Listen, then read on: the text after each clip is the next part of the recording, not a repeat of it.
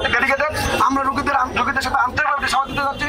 আপনারা জানেন কোভিড-19 চলাকালে নার্সরা কি বলুন, তাদের রোগীদের প্রতি কি পরিমাণ ডেডিকেটেড ছিল, এটা সাংবাদিক ভাইরা জানেন, বিভিন্ন সংস্থার লোকরা জানেন। আমরা মাস্ক যাওয়ার পরে আমরা সেই করোনা রোগীর কাছে, আমরা দাঁড়ে রোগীর কাছে গেছি। এটা আপনারা বিভিন্ন মিডিয়া প্রচার করেছেন। এবং ডেঙ্গু মহামারী, আজকে ডেঙ্গু মহামারী চলছে, আমরা কিন্তু সেই ডেঙ্গু রোগীর কাছে পাশাপাশি আছি। আপনারা জানেন কিছুদিন আগে বৈষম্যবিরোধী ছাত্র আন্দোলনে আমাদের জরুরি বিভাগে 3000 ছাত্র জনতা আহত আসে। আমরা সেই ছাত্র জনতা থেকে নির্মমভাবে নিরলসভাবে সে চিকিৎসা সেবা দিয়ে গেছি। এখনো পর্যন্ত সেই চিকিৎসা চলতেছে। তাই আমরা আপনাদের মাধ্যমে বলতে চাই, আমরা কোনো রোগীকে জিম্মি করে আমরা কোনো আন্দোলন করতে চাই না।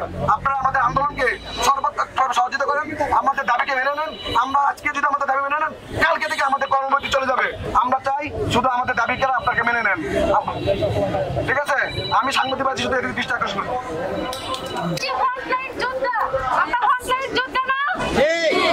আমরা যদি সবকিছু এভাবে করতে পারি, কেন আমরা নিজেদেরকে পরিচালনা করতে পারবো না?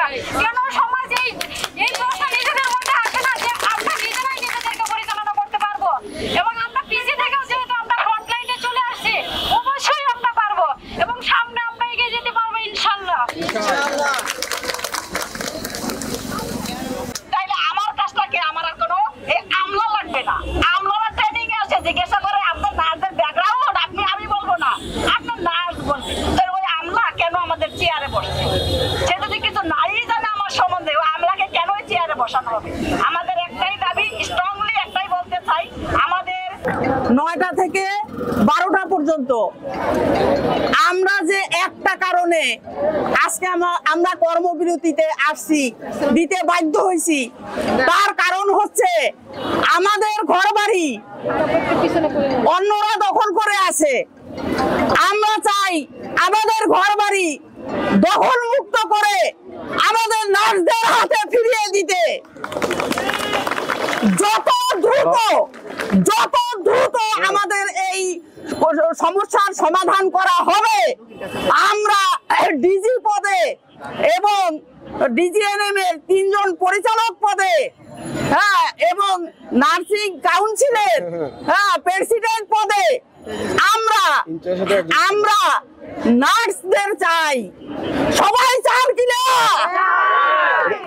যদি এই দাবি আমাদের সকলের দাবি হয়, সারা বাংলাদেশের নার্সের দাবি, শুধু ঢাকা মেডিকেল কলেজ নয়, যদি এই দাবি সমস্ত নার্সের দাবি হয়, তাহলে কেন আমাদের দাবি মেনে নেওয়া হচ্ছে না? এই অন্তর্বর্তীকালীন সরকারের কাছে আমাদের অনেক বড় চাওয়া, কারণ তারা সংস্কারের জন্য আসছেন।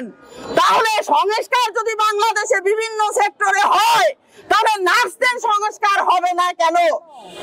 আমরা চাই আমাদের যোগ্য নার্স আছে, আমাদের উচ্চ শিক্ষিত নার্স আছে, দক্ষ নার্স আছে, অভিজ্ঞ নার্স আছে, এদের ভিতর থেকে আমাদের যে চাওয়া পাওয়া সেই পদগুলিতে দিয়ে আমাদেরকে দ্রুত আমাদের রোগীর পাশে সেবা দান করার সুযোগ দিন। আমরা কিন্তু আজকে ঢাকা মেডিকেলে কমপক্ষে সকালে 1000 থেকে 1200 নার্স আছি, কিন্তু আমরা রোগীর কথা চিন্তা করে আমরা এমার্জেন্সি স্কোয়াড করেছি। কোন রোগীর কষ্ট হোক সেটা আমরা চাচ্ছি না। আমরা এমার্জেন্সি স্কোয়াড নার্সিং সুপারভাইজার রুমে আছে, যে ওয়ার্ডে সমস্যা হবে তারা ওখানে আসবে, কল দিবে, ওখান থেকে এমার্জেন্সি স্কোয়াড গিয়ে কাজ সমাধান করবেন। তো আমি সংক্ষেপে বলছি, যত দ্রুত আমাদের ঘরবাড়ি আমাদেরকে ফিরিয়ে দেওয়া হবে, তত দ্রুত আমরা রোগীর পাশে সুন্দর সেবা দিতে পারবো। আমরা নার্স, আমরা মানবিক। আপনারা দেখেছেন ইতিপূর্বে নার্সরা দুর্যোগে বিভিন্ন সমস্যায় নার্সরা সবসময় রোগীর পাশে থাকে এবং এগিয়ে আসে। নার্স কখনো রোগীর জন্য অবহেলা করে না। সেই নার্সের দুঃখ কষ্ট বিগত 16 বছরে কেউ মূল্যায়ন করেন নাই। আজকে যদি মূল্যায়ন করা হতো, তাহলে নার্সরা মাঠে থাকতো না, নার্সরা থাকতো বড় বড় চেয়ারে, এবং সেইখানে নার্সের উন্নতি হতো। যখনই আমাদের মহাপরিচালক ডিজি আমাদের বিশেষ ক্যাডার ছিলেন, তখন আমাদের এই সাধারণ নার্সদের কোনো পাত্তা দেন নাই, আমাদের সাথে ভালো বিহেভ করেন নাই। আমরা বাংলাদেশে 47,000 নার্স কর্মরত আছি, সেই নার্সের কি সমস্যা থাকতে পারে না? আপনারা বলেন। সেই সমস্যা নিয়ে যখন আমরা তাদের কাছে গিয়েছি, তারা আমাদেরকে কোনো মূল্যায়ন করেন নাই, তারা আমাদেরকে উপযুক্ত পদে পদায়ন করেন নাই।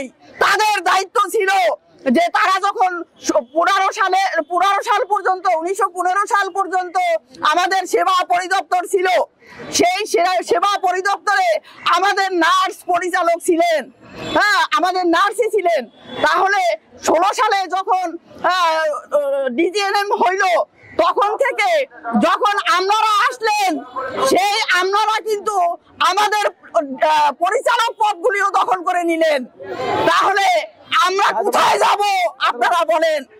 আমি এখন আশা করছি অন্তর্বর্তীকালীন সরকারের কাছে যত দ্রুত আমাদের এই সমস্যাগুলি সমাধান হবে, তত দ্রুত আমরা আমাদের কাজে ফিরে যাব।